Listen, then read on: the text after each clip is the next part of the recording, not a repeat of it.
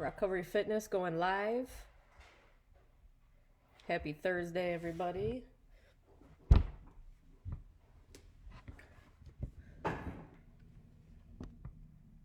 Hope everybody's doing well, hanging in there, keeping busy, enjoying the few days of sunshine that we've had this week. Wait a few moments for some of you guys to join in here.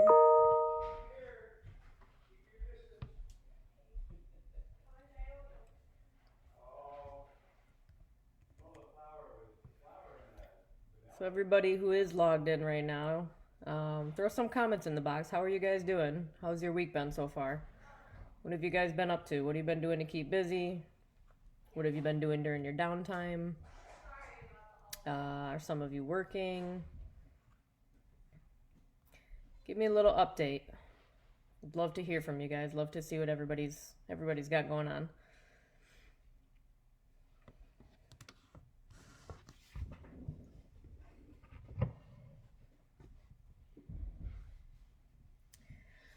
All right. Kara's in here. Hey, Kara.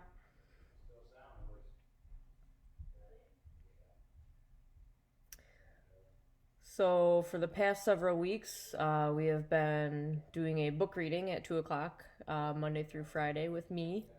So glad that you guys continue to show up. And for those of you that are new to this, welcome. Glad you're here. So I want to continue to give credit to Tasha Silver, who is the author of Outrageous Openness, which is the book I've been reading from for the past couple of weeks. And as I explained yesterday, for those of you who were on here, I kind of felt like I was kind of getting stagnant in some of those readings and not really connecting. I was just kind of struggling to find some deeper meaning in those. So yesterday, being the start of April, new month here, we're going to switch to a new book reading, new book discussion. But I still wanted to keep the title of Outrageous Openness, and I just love that. Hi John. I love the idea of still asking you guys when you're joining in every day with me to just have an open mind. Bring your open minds into the chats, into the discussions, and just continue to be yourselves, to be vulnerable and to be real and to be raw. We've had some really great discussions. Even yesterday we had a really great discussion. Our topic from the book that I've been reading was all about billboards, and if you could have your own billboard that you knew millions of people would see, what would your message be? So we had a really great discussion about that yesterday, and my challenge to some people was to make your own billboard at home and get creative with it, get your kids involved, draw it, write it. So it would be really cool if some of those people ended up posting some of those to their own Facebooks and tagging Recovery or however you want to share it. It would be really cool to see those. So getting into that, so the book we've been reading out of yesterday is called Tribe of Mentors by Tim Ferriss. And so what Tim did is he, let me get to it here. Sorry, guys. So Tim gathered 11 questions, and he sent them out to 100 plus brilliant people. And these are questions that he really wanted to answer for himself, and somehow find some direction in his own work. And just kind of going into it, he wasn't sure that it would even work. So what he did, he sent an identical set of 11 questions to some of the most successful, wildly varied, and well-known people on the planet with answer your favorite 3 to 5 questions or more if the spirit moves you. So Tim sent all these questions out, and in the beginning of the book, there's a list of all these amazing people that he sent these questions out to, and then they started replying. He said for 12 to 24 hours, he really didn't get any replies back. Some of them declined, but then eventually he started getting all these responses flooding in. So it's really been cool to look through this book and see some of the great people that he's gotten some of these questions back to. He says, nearly all the people I reached out to are busy beyond belief, and I expected I would get short, rushed responses from a few of them at best. What I got back instead were some of the most thoughtful answers I'd ever received, whether on paper, in person, or otherwise. In the end, there were more than 100 respondents. So what I kind of did yesterday is I looked through those 11 questions that he sent out to all of these people, and I had kind of picked one that really spoke to me, and then I actually picked one of the people that I picked one of the people that had wrote back into him to see what their question was. So I would read theirs, and then I started talking about mine, and it really opened up some really interesting discussion yesterday. It was pretty cool. Hey, Richard. So today's question, hold on one second, sorry guys. Just trying to find the list of people he had on here. So yeah, all the people that he wrote to, I mean, there's a ginormous list on here. Yesterday we read one of Tony Hawk's response, Justin Williams, Neil Strauss, Veronica Belmont, Patton Oswalt, Lewis Cantley, Amelia Boone, Anna Holmes, Joseph Gordon-Levitt. Just some really big names in here. Robert Rodriguez, Steve Aoki, Kelly Slater, Adam Fisher, Tim McGraw. So anyways, today's question out of the 11 that I picked was number 3. And that question was, how has a failure or apparent failure set you up for later success? Do you have a favorite failure of yours? And so the person's answer that I went through and picked out today is from Neil Strauss. So Neil is one of the people that wrote back into the author of this book and answered a few of those questions. Just to give a brief background on Neil Strauss, he's an 8-time New York Times best-selling author.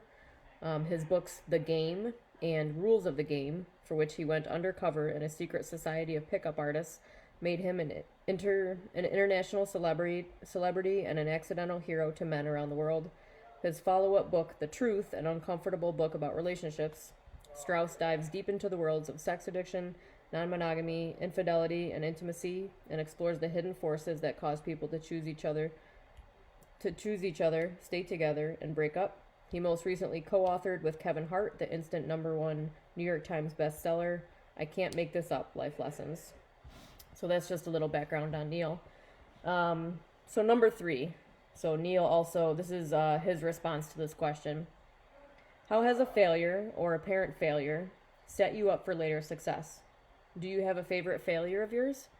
And as I'm reading these, I would love for you guys to think about that question too. I would love for you to think about, what you consider maybe a failure in your past, and how that set you up for a success later on. Was that failure a turning point in your life that then led you to success later on? So I'd love for you guys to be thinking about that as we're talking, and please post it in the chat. I want to see what you guys have to say too. So Neil's response was, the best thing that ever happened to me was not getting accepted into journalism school. Because of that, I eventually ended up as a reporter and a columnist at the New York Times. It allowed me to learn through experience rather than academics, and to take a route following my passion instead of how it's supposed to be done. Because of that, I realized that the outcome is not the outcome. In other words, what we think of as endpoints to a goal are really just forks in a road that is endlessly forking. In the big picture of our lives, we really don't know whether a particular success or failure is actually helping or hurting us. So the metric I now use to judge my efforts and goals is, did I do my best, given who I was and what I knew at that particular time? And what can I learn from the outcome to make my best better next time? Note that criticism is not failure. If you're not being criticized, you're probably not doing anything exceptional. So that was Neil's response. And, I kind of went back and took some time this morning to think about my past failures and how they've maybe led to success in my own life. I actually looked up the word failure, and there was multiple definitions, but the first two were lack of success and omission of expected or required action. So I had to really think about that. I think sometimes in our life we can get into that really negative mindset. If we, I don't know, if we don't achieve something that's expected or required of us, we don't meet that expectation, so we fail. We feel like a failure. Or if we look at it in very general terms, being back in school, taking a test, and you either pass or fail the test. Just something so simple as that. So I had to really think back about, one of those failures that actually led to a success down the road, or more so a turning point in my life. Because we all have lots of little failures, right? Things that we try, new things that we try, and we don't succeed. And it's kind of what you do with that really defines who you are as a person, right? We can let those failures make or break us. But what we don't have to do is take on that mindset of I'm a failure. We don't have to let that failure define who we are as a person, So I was kind of thinking back about what that question meant to me. And the original question being, do you have a favorite failure of yours? How has it set you up for later success?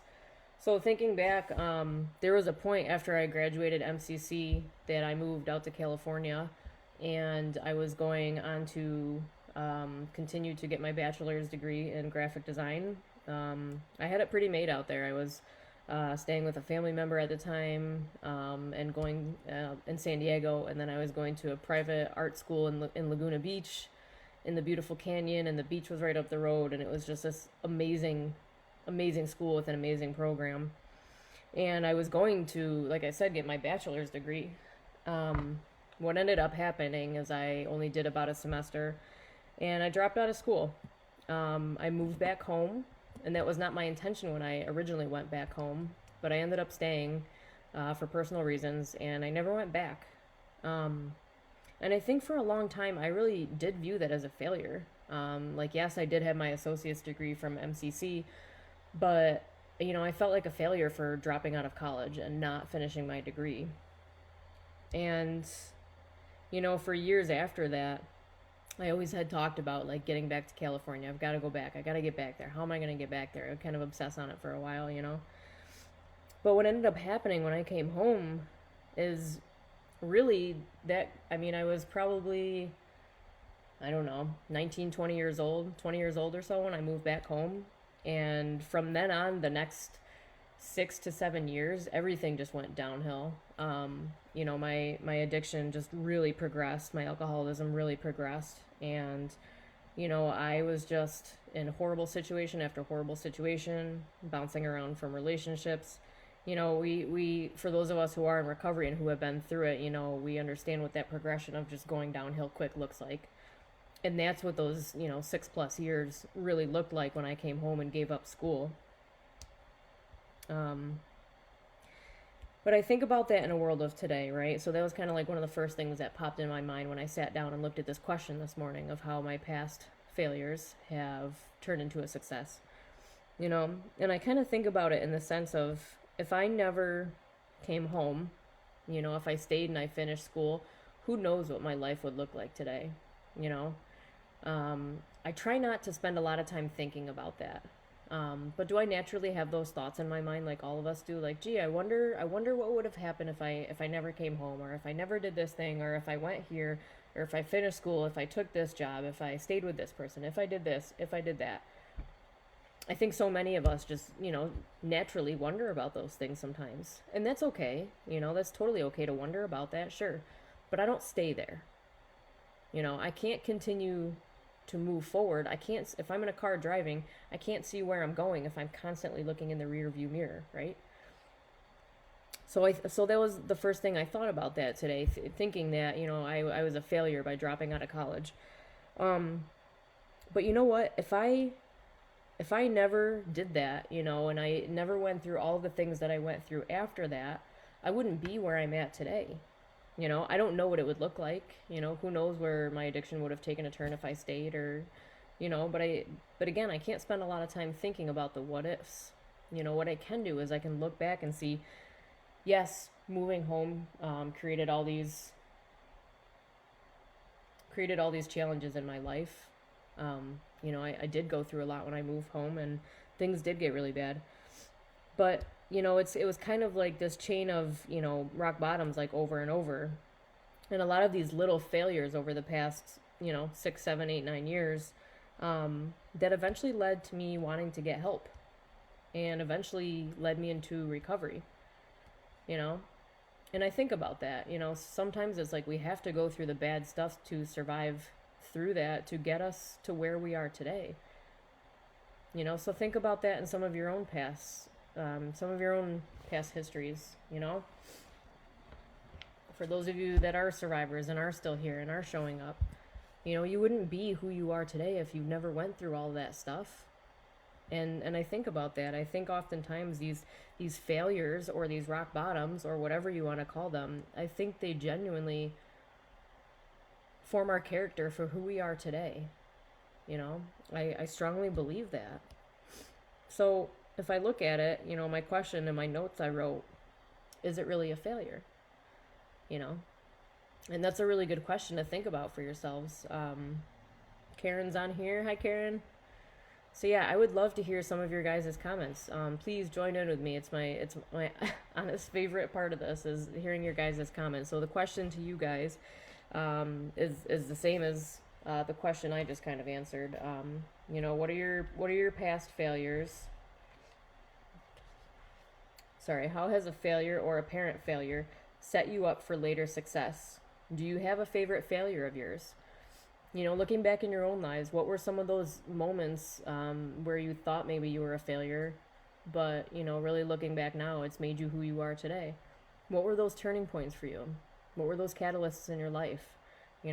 I've had a lot of little, those rock bottom moments, a lot of them mostly emotional, really losing myself over the years, and not, that was just where my own addictions took me. I just completely lost myself. I was just kind of the shell of the human that was left, and very much lost, very much, But again, I look back today and I just look at it with a really different mindset of gratitude. Today, I'm grateful for the things that I went through. Do I have regrets about certain things that have happened in my past and, things that I've done to people or situations I've gotten myself into? Absolutely. We're human. It's hard to not have those regrets. Sure, I have them. But you know what? I really wouldn't change anything, because if I went back and changed one or two things in my history, my life might look entirely different. I might not be sitting right here, right now, live for Recovery Fitness talking to you guys. If any of that stuff never happened in my past, if I never dropped out of college, if I never moved home, if my alcoholism didn't, just completely go down the tubes, go downhill quick, if none of that happened, I wouldn't be sitting right here today. I have someone in my life that often reminds me about the yardstick, right? So instead of putting the yardstick always in front of us and looking at, look how much farther I have to go. I'm not there yet. I'm not good enough. I'm not far enough along in my recovery. I'm not this. I'm not that. If we're always looking at how much farther we have to go, oftentimes we're going to feel kind of disappointed and maybe more so like a failure, right? But if instead I take that yardstick and I actually put it behind me, I can look and see how far I've come.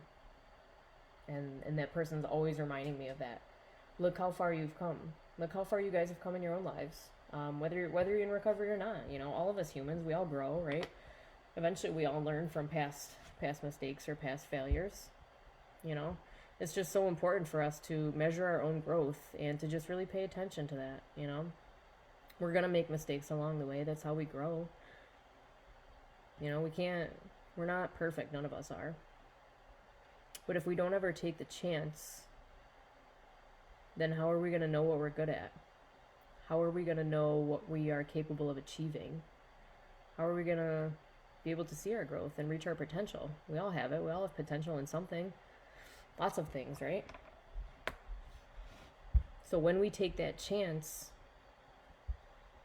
we're just able to grow that much more, I love Neil's response in his, I read that from Neil Strauss. That was his answer that I read about, He wasn't accepted into journalism school. But instead, because he wasn't accepted, he ended up on a different path over here. And he became a reporter and a columnist in the New York Times. And he said that allowed him to learn through experience rather than academics. That was also kind of my history. I do have my history in cake decorating too, and for a long time it was this back and forth battle about whether to go back to school and take that on. But instead, I learned through experience. I learned through jobs and working. I was very much self-taught, so I was able to do that without going back to school. So it's just interesting to look at the different routes that we've taken in our lives. It's just sometimes it's really cool to look back and look back on our own journeys. It's important to have that self-recognition. When I see that growth in myself, it helps me recognize what growth really is, and then I'm able to see it in other people. I'm able to see it in you guys. And I think that's one of my favorite things about recovery is watching other people grow.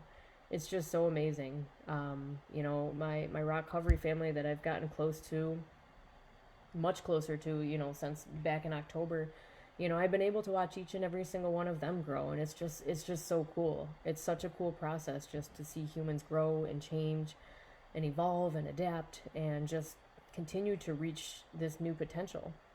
And we hit these snags along the way and these difficulties, and we trip over rocks along the way. But that's part of life. We can't go through life without ever failing or getting hurt or making mistakes. That's just not the way life works. We're human. We make mistakes. We struggle sometimes, right? But if we're lucky enough to put in the work and make it through those struggles, look where it can take us today. Things can just be so different. I also love what Neil says. The outcome is not the outcome.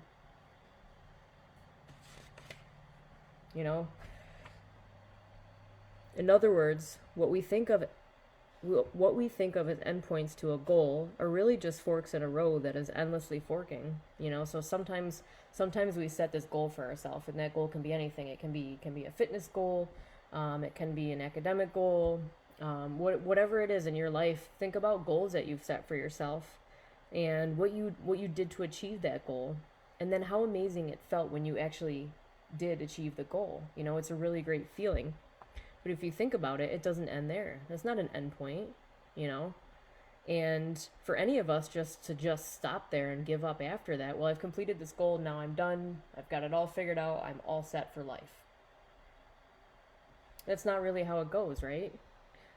So for any of us just to stop there and give up is just detrimental. We stunt that growth. So I love what he says. We think of as endpoints to a goal, but really it's just a fork in the road. It's like, all right, look at how far I've come. Put that yardstick behind you. Look how far you've come. You've achieved this goal. You've accomplished this really great thing, no matter how big or how small it is. You've accomplished this thing, and now you've learned. You've gone through this thing, and now you have another choice, right? Now there's another fork in the road. And once you set another goal and you complete this next thing, there's going to be another fork in the road, right? There's always these opportunities in life. Like they never stop popping up, and if we're open to them, if we can have an open mind, we can take one of those paths of the fork, and see where that leads us. Neil also says, in the big picture of our lives, we really don't know whether a particular success or failure is actually helping or hurting us. Yeah. And I think we've talked about this a few times, but there are just so many things in our life that we don't see in the moment while we're in it, but until we look back in hindsight, until we look back with that yardstick, how far behind it, how far we've come, how far we've grown, So sometimes we don't know whether those successes or failures are helping or hurting us until we look back, right? So, and I love that, so the metric I now use to judge my efforts and goals is, and these are good questions to write down, ask yourself these. Did I do my best, given who I was and what I knew at that particular time? And what can I learn from the outcome to make my best better next time? Those are great questions. I think sometimes when we do look at those goals or look back at that growth, we just kind of look at it and we're like, oh, great, pat on the back, good job. we don't often examine those. Like, what did I learn from this situation? Whether I achieved the goal or not, what did I learn along that journey? Right? It's not always, it's another one of the cliche quotes we talk about, but it's not always about the destination. It's about the journey. So can you look back at that journey and ask yourself, did you do your best? For who you are and what you knew at that particular time. Did you do the best that you could? And if not, can you do better next time? Can you do different? And then the other question, what can I learn from that outcome to make my best better next time? I love that. Karen writes in, I always think of my rock bottom as the starting point. I use it to measure how much I've grown and share with others to give them hope. Absolutely. I love that. Karen, it's so nice to see you. It's been a long time. And that is such a great way to look at it, right? Like I'm always talking about perspective with you guys, the perspective shift, right? And we can look at our rock bottom as just that. It can be a completely miserable point that we get to of complete hopelessness and desperation and, down and out in the worst possible ways. We all have a different rock bottom. So we can look at it as this really horrible thing that has happened to us. We can stay stuck there. We can let it eat us alive. We can let it completely throw us off track. Or, as Karen says, we can look at it as the starting point. That's huge, right? That's huge. Think about that. Any of you guys who have had a rock bottom out there, again, whether you're in recovery or not, we're humans. We've all get to those different rock bottoms in our life. Whether we are losing, physical things, material things, or we lose people, or we lose ourselves. That was my experience. Whether it's an emotional rock bottom, we all have those as humans. So can you look back at some of those in your life? Do you look at those as failures, or do you look at those as a starting point like Karen did? Is that a jumping off point? Was that a catalyst for change in your life? Ask yourselves these questions, I want to hear from you guys. What are some other past failures that you have gone through in your own life? I don't care how big or how small they are, but what are some of those failures in your life that have really turned into successes later on?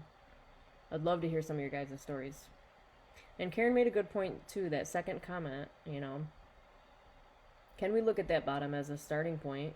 We can look back, right, and see how much we've grown, but also share them with others to give them hope, right? That's what this is all about. Is showing up for other people. We first have to get ourselves out of that rock bottom point and rise from that. We were talking about that in a meeting this morning. One of the acronyms for fear: face everything and rise. So we work on getting ourselves well first, and when we get to that point, then we're able to turn around and give someone else a hand up. We're able to share our stories and our rock bottoms and our failures with others, so that we can give them hope, right? That's what this is all about: is being there for other people and making connections.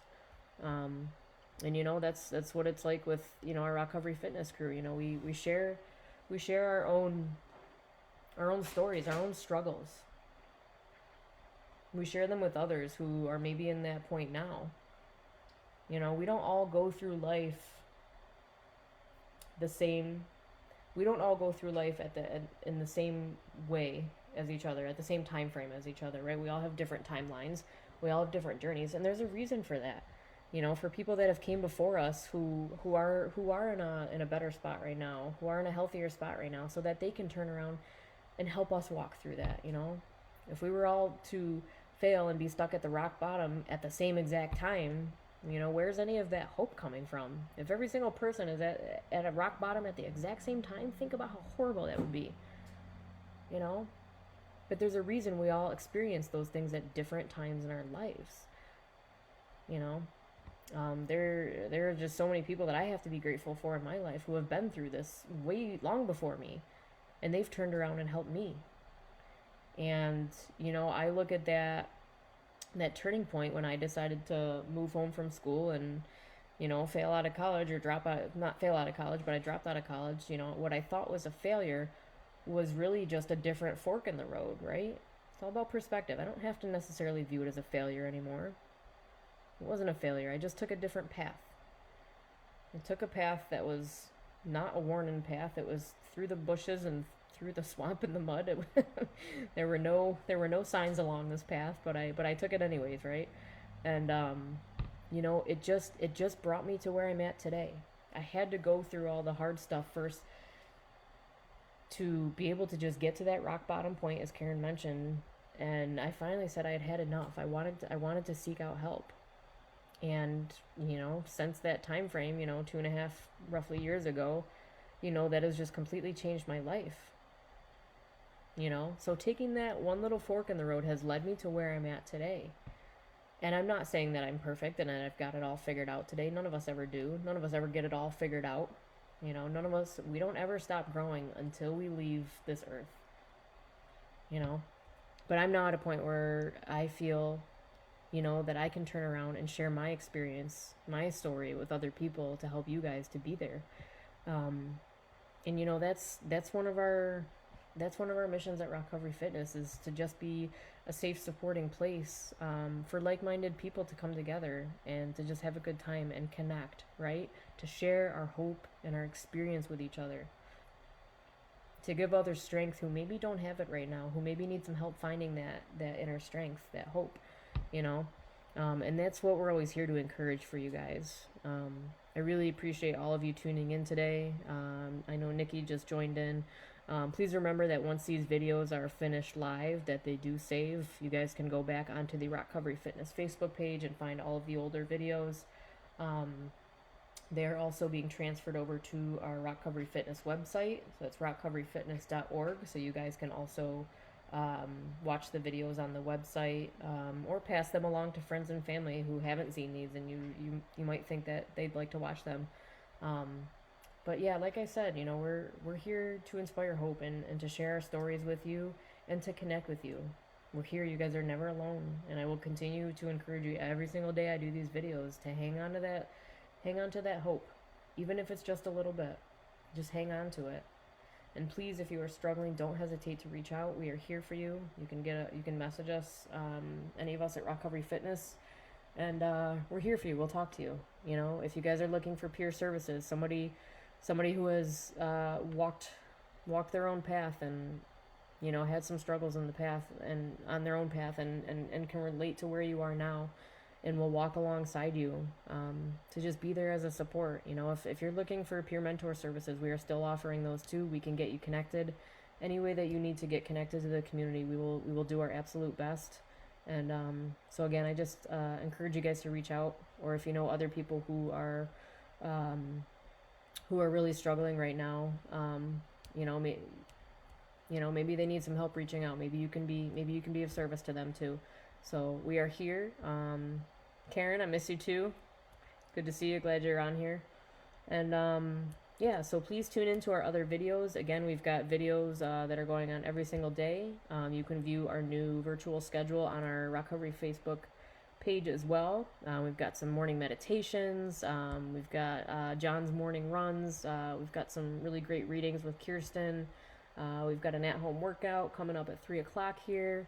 And Yana will be on later tonight too. So we've got you covered at all the points of your day. So I really hope you guys can tune in, and I hope you guys are getting a lot out of these videos. We'd really love to hear your feedback. Hi, Nikki. We'd love to hear your feedback. So if there's anything you guys need or want, please reach out, and we are here. Thank you guys so much for tuning in today. And even if you didn't share today, that's kind of my takeaway. I'd like to leave you guys with today is think back to some of those past failures, and how have those turned into successes. Where was that a fork in the road for a big change in your life? And I encourage you to really question, was it really a failure? Did you really fail, or did you just take a different path in your road? Think about that. If you didn't go through all the stuff that you went through in your past, you wouldn't be right where you are today. So just remember that, guys. Keep that yardstick behind you, not in front of you. Look, give yourself some credit. Look how far you've grown. It's really important to recognize the growth in our own journeys as well as others. So thank you guys for tuning in today. I hope you have an awesome Thursday. And there's more sunshine today, so I'm going to encourage you to get outside again. All right, guys. We'll see you tomorrow. Bye.